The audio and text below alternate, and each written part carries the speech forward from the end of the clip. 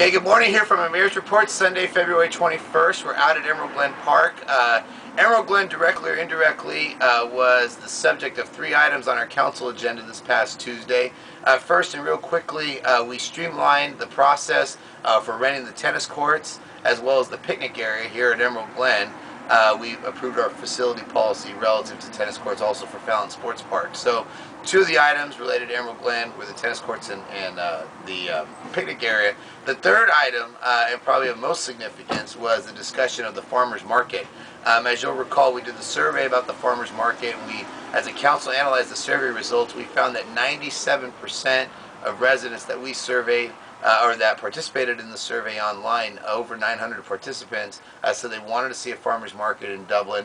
And the survey asked a number of other questions, and part of the survey was to figure out where people wanted it, what they wanted to see at a farmer's market, and then what we had to do was present the findings of the survey to the Pacific Coast Farmers Market Association, because it's not like we just get to have a farmers market. We have to present it to them and figure out where they want to go. So in doing the presentation, Emerald Glen Park came in second place in terms of a preference of residents throughout the city. We rated 7 places, and Emerald Glen came in second. It was only 1 percentage point out of first. So obviously it was a place that the residents wanted to have it. And Friday nights came in third as a day that residents would like to see the farmers market.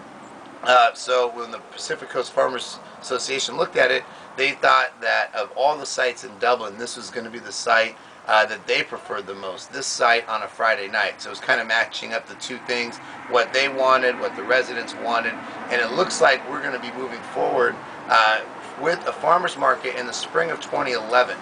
We felt that trying to start this April, which is really only 8 weeks away, was just way too ambitious. We haven't done the planning or the marketing, and we didn't budget it for the 09-10 year.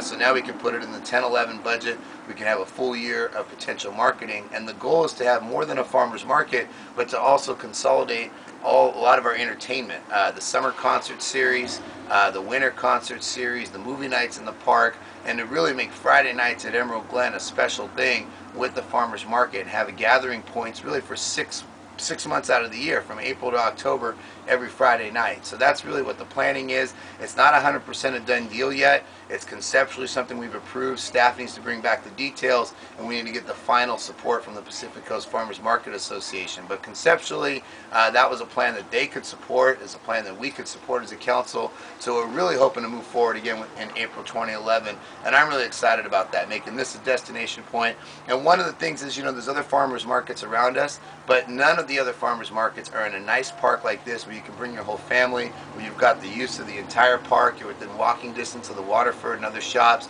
So I feel we have the whole package here. Other farmers markets, they might be in a downtown area where you've got shops and restaurants, but you don't have a park. You know, others are in a park where there's no shops and restaurants nearby. Emerald Glen, uniquely situated, has both. So we're really excited, and that was something we're moving forward on. The other thing we're really excited about as a council is we approved participation in the California First program, which allows homeowners to self-assess for energy improvements at a very, very low rate, because it'll be pooled with the other cities within Alameda County.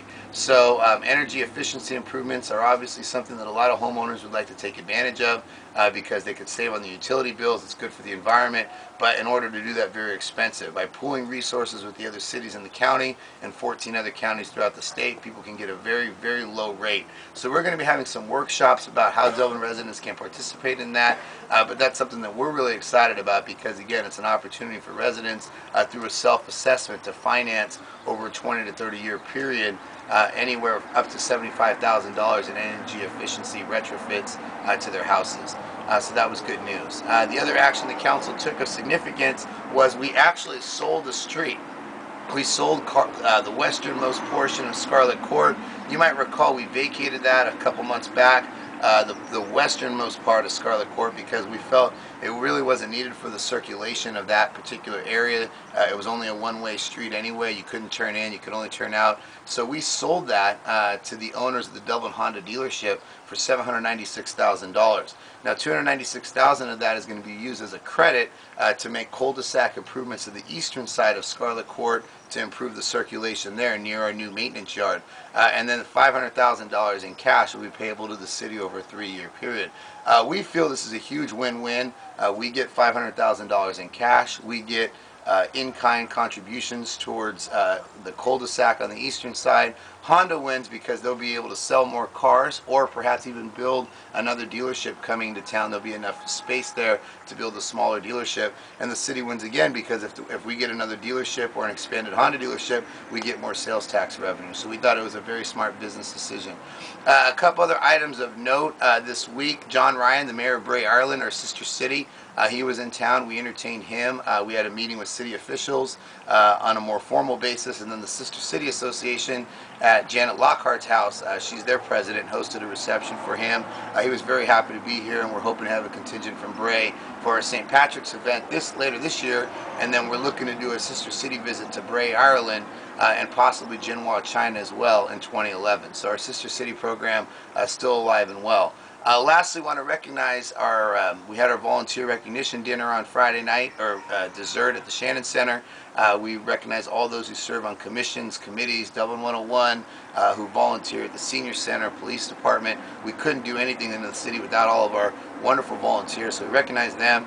A few in particular I want to recognize: our Young Citizen of the Year, Justin Miner from Dublin High School, a senior, and been exceptional over the years. Our Organization of the Year was DPI, Dublin Partners in Education, who raises definite resources for the school district, and we have a good time doing it when you're part of DPI and some of their events. So their Organization of the Year.